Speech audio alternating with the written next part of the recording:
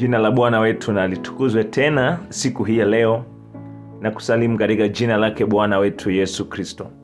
Karibu tena katika masomo haya mazuri na mwendelezo wake, ikiwa leo ni Februari ya 12 ya mwaka 2026. Leo katika masomo haya ya vijana wetu tuna somo linalosema utakatifu wa huduma za makuhani. Utakatifu wa huduma za makuhani.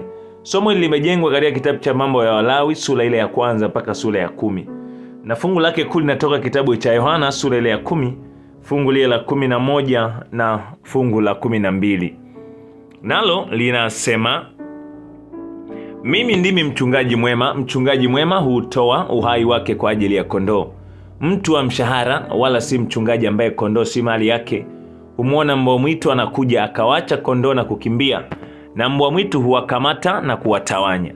Yule hukimbia kwa kuwa ni mtu wa mshahara, wala mambo ya kondoo si kitu kwake. Mimi ndimi mchungaji mwema, nao walio wangu na wajua, nao walio wangu wanijua mimi. Tuombe. Asante Bwana kwa vile wewe ndiwe mchungaji mwema na unatujali, wala hukimbii tukiwa hatarini, nawe unatujua. Tusamehe dhambi zetu, tujaze Roho yako Mtakatifu, kwa jina la Yesu Kristo, amina. Walitengwa ili wamtumikie Mungu, lakini hawakumtumikia kwa muda mrefu.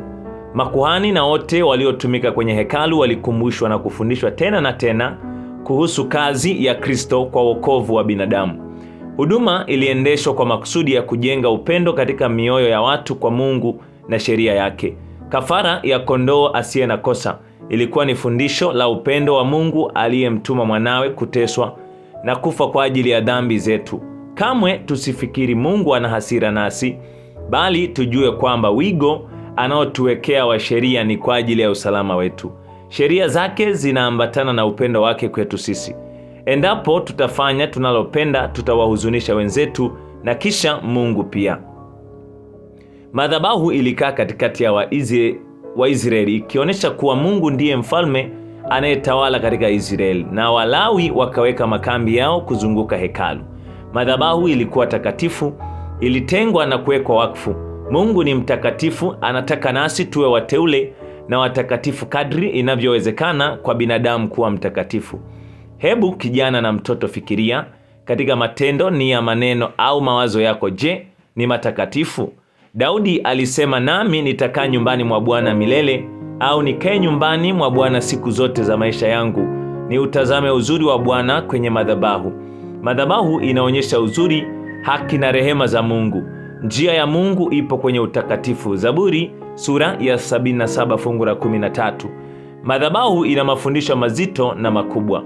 Suleimani akizungumza na Mungu alionyesha madhabahu kuwa mahali pa kuja kupata msamaha, kupokea kiapo, kuomba kusaidiwa wakishindwa na adui, kuomba Mungu awasaidie wakiwa na ukame au majanga mengine, kuomba ushindi na hata wageni kuomba.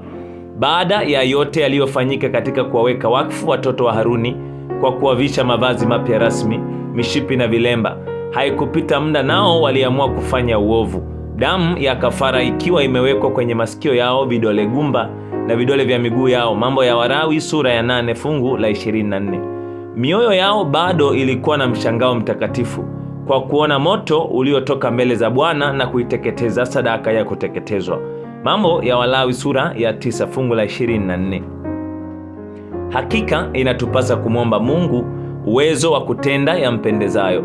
Kwa hawa vijana, huduma takatifu ya hekalu waliiona ikiendelea siku nzima kila siku, na pengine wakaizoea na hivyo hawakujiweka wakfu.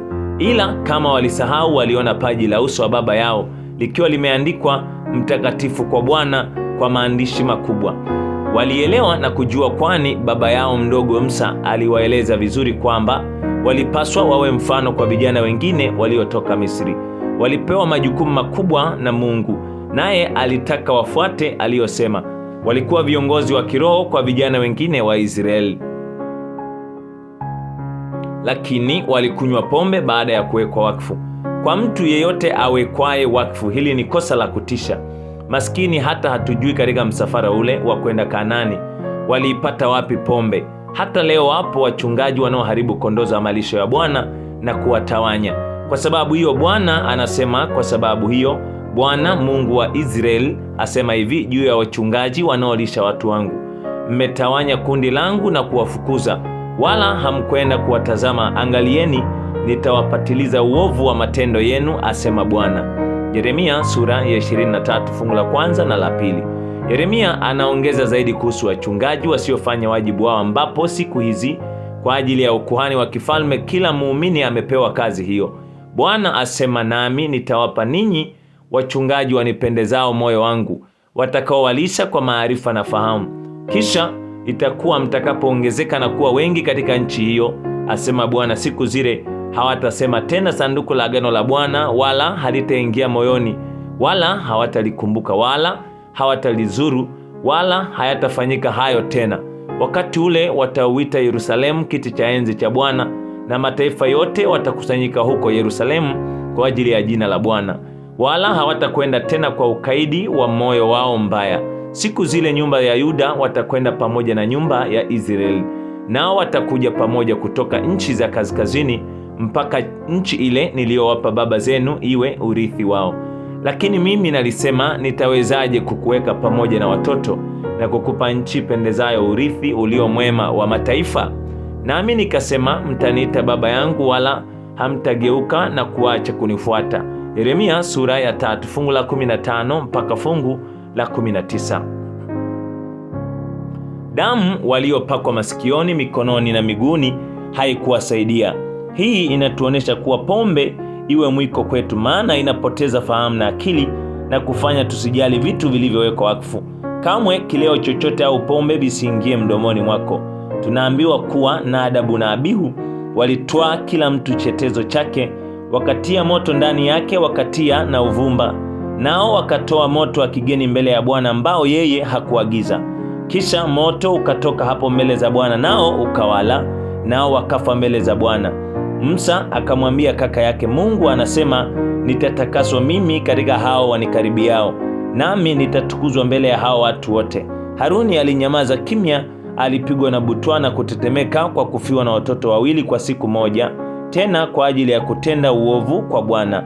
Basi Musa akawaita ndugu zao Walawi wachukue ile miili yao nje ya hema, lakini wasilie au kufanya maombolezo yoyote. Mungu alikuwa amewaamini kwa kazi yake, lakini wao walifanya mzaha. Walifanya vitu vya wakfu kuwa vya kawaida. Hili lilikiukwa fundisho na likawa fundisho kwa vijana, watoto na hata watu wazima pia. Wasifanye upumbavu tena. Walikuwa karibu na kiti cha rehema, ila dhambi yao ilikuwa kubwa na hata ile rehema haikuweza kuwafunika. Musa akamwambia baba yao na ndugu zao na jamaa wasiwalilie na waendelee na ibada. Kisha Mungu akasema, msinywe divai wala kileo chochote, wewe wala wanao pamoja nawe, ili kwamba msife. Amri hii itakuwa ni amri ya milele katika vizazi vyenu. Kisha jambo hili litawasaidia mpate kupambanua kati ya yaliyo matakatifu na hayo yaliyo ya siku zote, kati yale yaliyo najisi na hayo yaliyo safi. Hekalu au kanisa la Mungu ni mahali patakatifu pa ibada yake ni takatifu. Watu wanapaswa kumcha na kumtukuza. Hata leo mtoto au msomaji yeyote, iwe mwiko kwako kuonja kileo, maana kitakuingiza kwenye dhambi tele. Kuna mafungu zaidi ya 50 kwenye Biblia ya usuyo kutokunywa pombe. Watoto wa Haruni walijiingiza katika mzaha na kutojua jinsi ya kutofautisha kati ya vitu vitakatifu na vile viteule na vile vya kawaida. Wadogo zao Eliezari na Thamali walishika nafasi zao na wakamfanyia Mungu kazi kwa kicho. Mungu haheshimiwi tunapoingia katika ibada bila kicho. Mziki usio na kicho unapaswa kuepukwa tunapoingia ili kumwabudu Mungu mtakatifu. Mambo ya kula wakati wa ibada yaepukwe. Hata kwa watoto wadogo ni vyema utaratibu uwekwe wa kula nje na kutofanya muda wa huduma kuwa mrefu na wa kuchosha. Mambo kama kutumia simu wakati wa ibada pia nayo yajaribu kuepukwa kwa kadri inavyowezekana. Tunapoingia katika siku za mwisho za historia ya dunia, hebu tumwabudu Mungu kwa kicho katika roho ya utakatifu na ukweli. Mistari ya 8 mpaka 11 yadokeza jinsi pombe walivyoiendekeza, walivyowasukuma Nadabu na Abihu kwenye uamuzi wa kizembe. Baada ya tukio hili, Mungu alizungumza na Haruni akiwaamuru yeye na wanawe wajiepushe na kunywa divai au kileo, ili waweze kutofautisha vile vya Mungu na vile vya kawaida, na kuwafundisha wana wa Israeli amri za Mungu ipasavyo. Pombe hufunua barakoa ya soni kwenye ubongo wa mtu na kumfanya afanye yale mambo ambayo hangeyafanya kabisa akiwa na akili zake timamu, kwani angeona aibu au hofu kabisa. Yesu, kuhani wetu mkuu, anawakilisha mifano ya huduma ya hema. Yeye sasa yuko katika patakatifu pa mbinguni akibeba majina ya watoto wake wapendwa na kuwaombea watenda dhambi wanaotubu mbele za Baba yake. Tuna uhakika kwamba Yesu hata tusahau kamwe tukimkazia macho anapohudumu katika patakatifu pa mbinguni.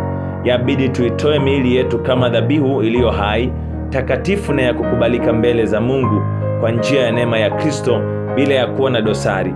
Ikiwa hilo laonekana haliwezekani kwetu, tudai ahadi ya Yuda sura ya 1 fungu la 24 isemayo, yeye awezaye kuwalinda ninyi msijikwae na kuwasimamisha mbele ya utukufu wake bila mawaa katika furaha kuu.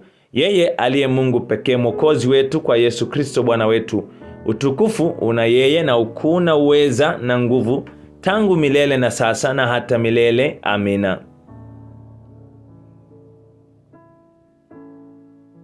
Leo nitakuacha pia na maswali. Swali la kwanza, je, Nadabu na Abihu walikufa siku moja kwa sababu gani? Swali la pili, kwa nini kunywa pombe ni dhambi? Swali la tatu, mtakatifu kwa Bwana kwenye kofia ya kuhani ilionyesha nini? Swali la 4, makuhani walimwakilisha nani kwenye hekalu? Kwa nini Biblia inasema walevi hawataingia mbinguni?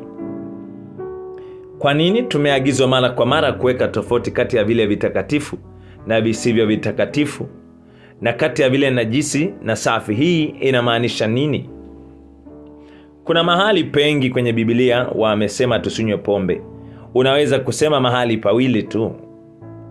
Mungu akubariki sana kwa kuendelea kuwa msikilizaji wetu mzuri. Niliyekuwa nikikusomea masimulizi haya ni Barnabas Samuel Mlumbulila. Naye ambaye amekuwa akikuandalia masomo haya ni Madam Grace Momadi. Hadi wakati mwingine, Mungu awe pamoja na